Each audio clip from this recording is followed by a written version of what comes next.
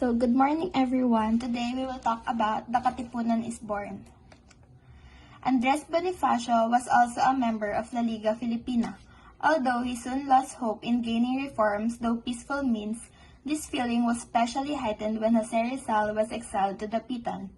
Bonifacio became convinced that the only way the Philippines could gain independence was through a revolution. Bonifacio then founded the Kataas-Taasang Kagalang-Galangang Katipunan ng Mga Anak ng Bayan or KKK on July 7, 1892 in a house on Ascaraga Street, now Clara M. Recto in Tondo, Manila. The Katipunan had colorful beginnings. As a symbol of the members' loyalty, they performed the solemn rite of Santuguan or blood compact, wherein each one signed his name with his own blood. The member agreed to recruit more people using the triangle system of enlistment. Each original member would recruit 2 new members who were not related to each other. Each new member would do the same thing, and so on down the line. Members were also asked to contribute 1 real, about 25 centavos, each month in order to raise funds for the association. Real means royal. It is a unit currency in Spain for several centuries after the mid-14th century. The most common denomination for the currency was the silver 8 real Spanish dollar, or peso, which was used throughout the Europe, America, and Asia during the height of the Spanish Empire. The KKK member agreed on the following objective.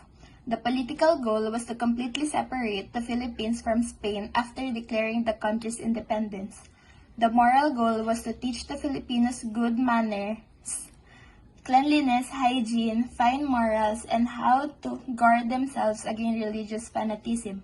The civic goal was to encourage Filipinos to help themselves and to defend the poor oppressed. So this is another example of triangle system. The Kataas-Taasang Sanggunian, or Supreme Council, was the highest governing body of the Katipunan. It was headed by a Supremo or President. Each province had a Sangguniang Bayan or Provincial Council, and each town had a Sangguniang Balangay or Popular Council. And the other one is Sangguniang Hukuman or Judicial Council. Respectively, they were the equivalent of the central government, the provincial government, and the municipal government. Katipunan Assembly was composed of the members of the Supreme Council and the President of the Provincial Council. Next is the leaders of the Katipunan. First is Deodato Arellano. He is the Supremo. Deodato Arellano was a propagandist and first president of the Katipunan. He was born to Juan de la Cruz and Mamerta de la Cruz on July 26, 1844 in Bulacan.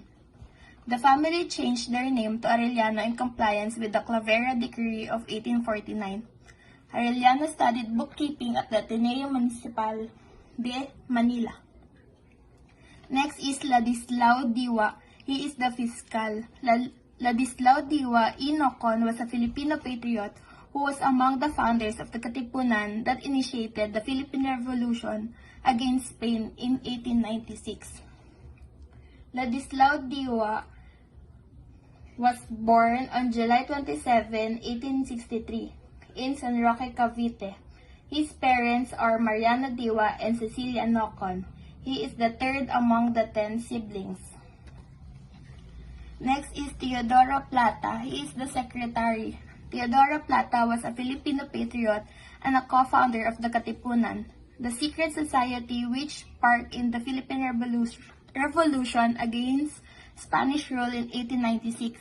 He met Andres Bonifacio at a boarding house in Manila along with Ladislao Diwa, who was then a law student at the University of Santo Tomas.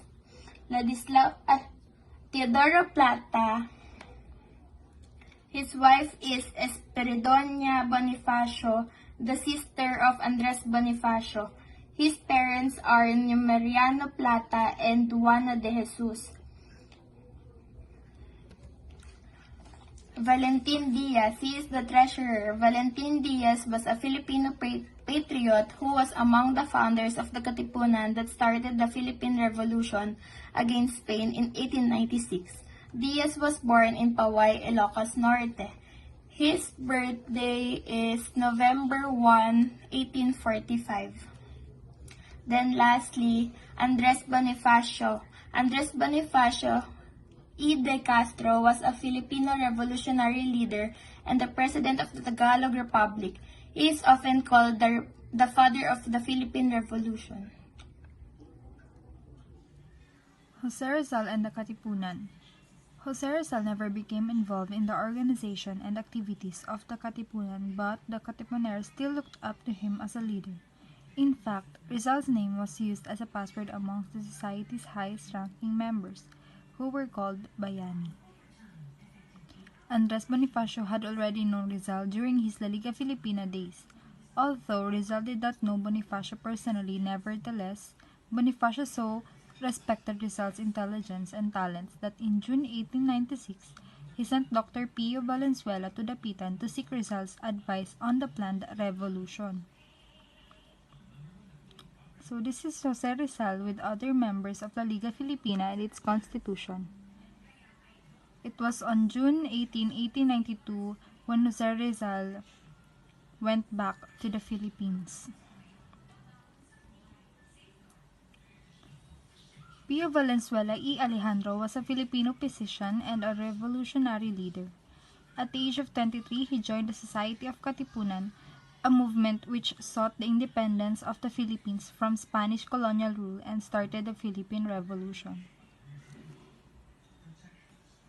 Rizal told Valenzuela that the timing was not right for a revolution. The people were not yet ready and they did not have enough weapons. He suggested that the Katipunan obtain the support of wealthy and influential Filipinos first in order to gain financial assistance.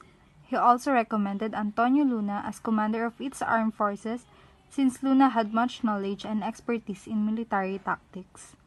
Valenzuela returned to Manila on June 26 and relayed Rizal's advice to Bonifacio, who admitted that it would indeed be fatal for the Filipinos to fight without enough weapons. However, there was no stopping the revolution. Bonifacio ordered his men to prepare for battle. He directed them to store enough food and other supplies. Battle plans were made with the help of Emilio Jacinto. It was suggested that the revolutionary headquarters be located near the sea or mountains to provide for an easy retreat if necessary. So this is the Katipunan. Rumors about a secret revolution society had long been in circulation. Although no solid evidence could be found to support them, the big break as far as the Spanish authorities was concerned came on August 19, 1896 when a KKK member, which is Teodoro Patino, who told his sister Honoria about the existence of the Katipunan. Patino was a worker in the printing press of Diario de Manila. It is a newspaper made with Spanish language that is discovered in the Philippines. And Honoria was then living with nuns in a Mandaluyong orphanage. This is the Diario de Manila. The information upset Honoria so much that she told the orphanage's mother superior, Sor Teresa de Jesus, what her brother had revealed. Sor Teresa suggested they seek the advice of Father Mariano Gil, the parish priest of Tondo.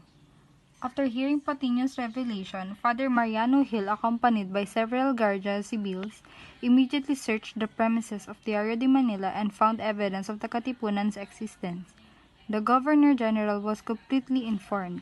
The printing press was padlocked and hundreds of suspected KKK members were arrested, and the continued to cry of Pugadlawin and Andres Bonifacio's execution. The Katipunan is discovered, cry of Pugadlawin. It says here that sa paligid ng pook na ito, si Andres Bonifacio at mga 1,000 Katipunero ay nagpulong noong umaga ng ika-23 ng Agosto 1896 at ipinasyang maghimagsik laban sa pamahalaang Kastila sa Pilipinas.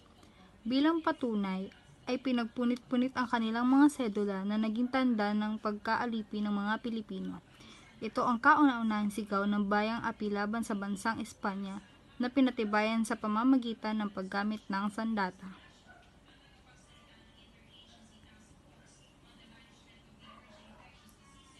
It was on May 10, 1897 when Andres Bonifacio and his brother Procopio were executed in the mountains of Maragidan in Cavite by General Emilio Aguinaldo's men for being guilty of treason and sedition.